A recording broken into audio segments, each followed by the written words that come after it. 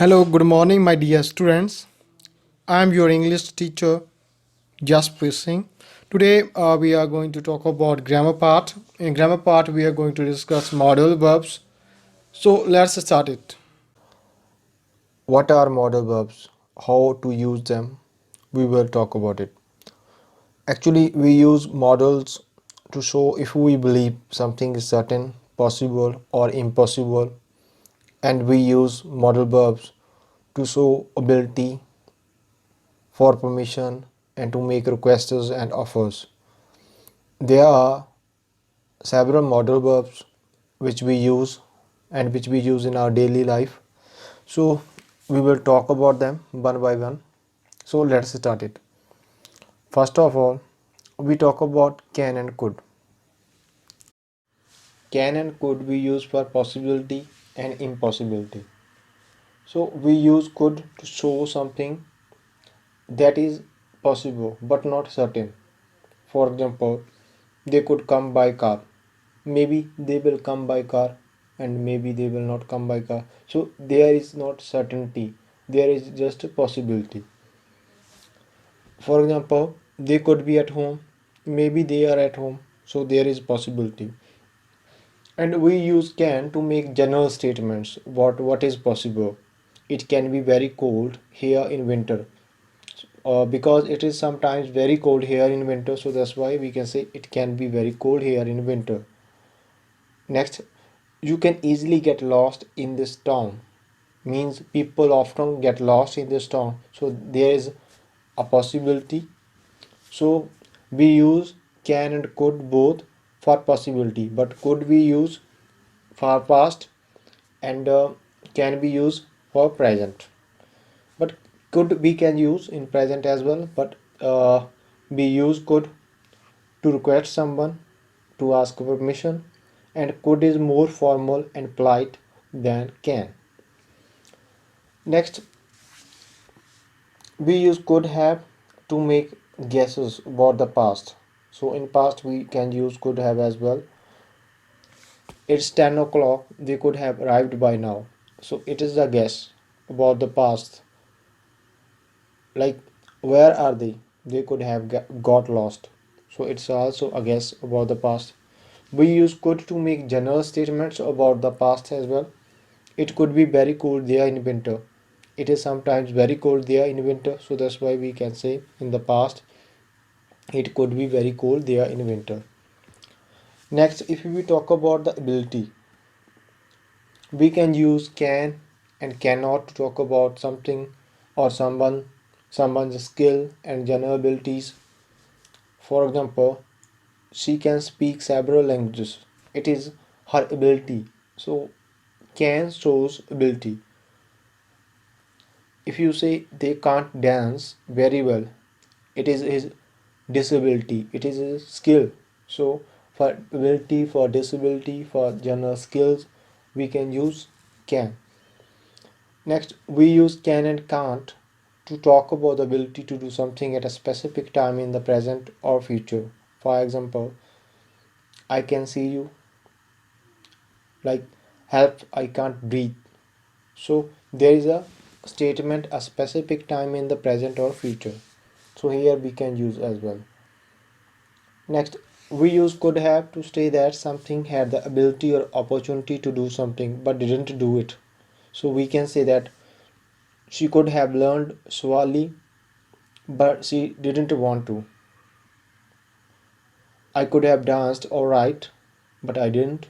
So there can be. If we talk about permission, we use can to ask for permission, but as we discussed before, it can is less formal than could. So can we can use, but it is not formal word to ask permission. For example, we can say, can I ask a question please? Can we go home now? It is straightforward, we can say. Could is more formal and polite than can, and so that's why we can use could I ask a question please? Could we go home now? So it is more formal. Can and could we can use to make offers, but same here, could is more formal. We can say can I help you, and we can say could I help you. Could is more formal, but we can use both. It depends on ourselves what meaning we want to convey. And could we can use for suggestions. For example, you can say we could meet at the weekend. You could eat out tonight. Here in present we have used this but to suggest, to make suggestions. Next we talk about may and might. We use may when we are not sure about something in the present or future. For example, Jack may be coming to see us tomorrow. Here, perhaps Jack will come to see us tomorrow or not. It depends on Jack, and there is our guess only. And we cannot be certain here.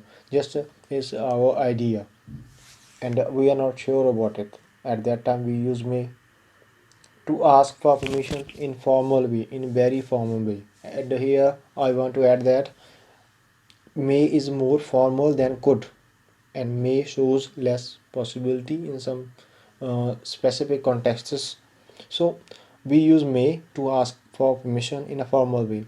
May I borrow the car tomorrow? May we come a bit later?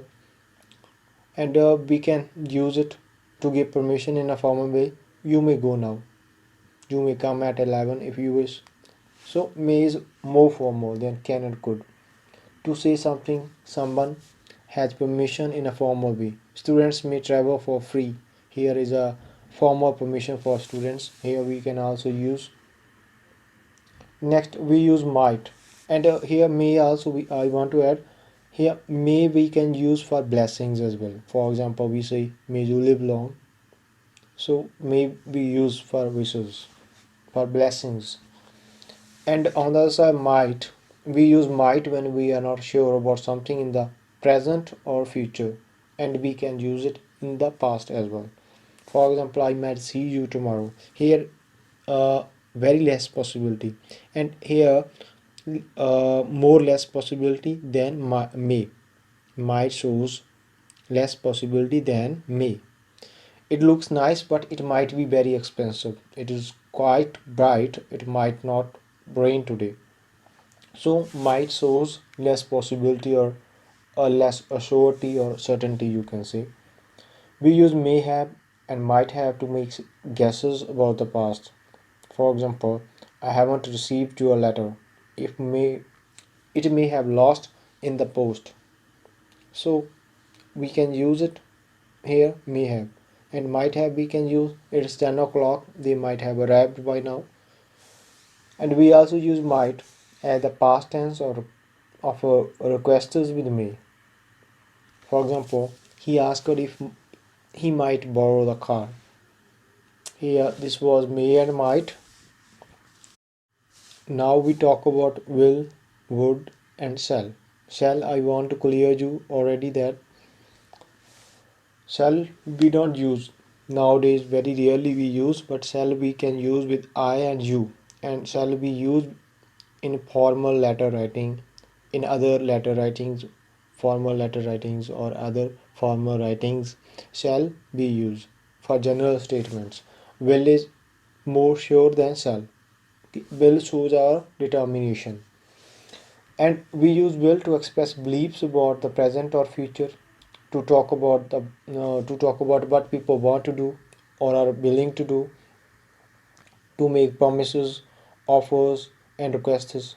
On the other side, would be used in the past, and we can say would is the past tense form of will because it is past tense. It is used to talk about the past, to talk about hypotheses, our just ideas or imaginations.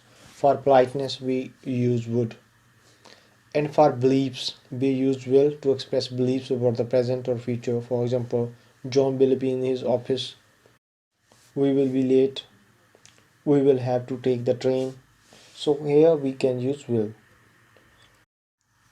Would we use for offers, to make offers. For example, would you like to have a cup of coffee? Here this is the offer, and we can use would to make offers. And to talk about what people wanted to do or were willing to do in the past. For example, we had a terrible night. The baby wouldn't go to sleep. Like Dad wouldn't lend me the car, so we had to take the train. And we use would to talk about typical behavior, things that we often did because we were willing to do them in the past. When they were children, they used to spend their holidays at their grandmother's at the seaside. They would get up early in the every morning and have a quick breakfast. Then they would run across the road to the beach. There you can guess how we manipulated would to have our meaning. And would we use for requests? For example, would you carry this for me, please? Here is a request. We can use would here. And next, would we can use for preference. For example, I would rather have the new one, not the old one. For example, I don't want another drink. I would rather go home. Here, we can use would for preference. Now we talk about should and must. Actually, must is much stronger word as compared to should. Should is the past tense of shall. Should is used to denote recommendations, advice, or to talk about what is generally right or wrong within the permissible limits of society. And we use it for advices as well. For instance, you should chew your food properly. We should respect our parents. You should stop smoking. So here we can use should. In all these statements, there is a probability or recommendation of some kind. On the other side, must is used to talk about an obligation or a necessity. It is used when people are compelled to do something. For instance, you must clean the house as your mom is not well. So here is a compulsion, strong recommendation we can say. Here it is imperative and that you clean the house or else the house won't be cleaned while remain untidy. We must obey the law. This statement compels us to avoid the law and we will have to face the punishment enforced by the law. So there is compulsion. This is a basic difference that must be just we can say it is obligatory. It is must. We have to do that. We can't get rid of that. Should is just advice.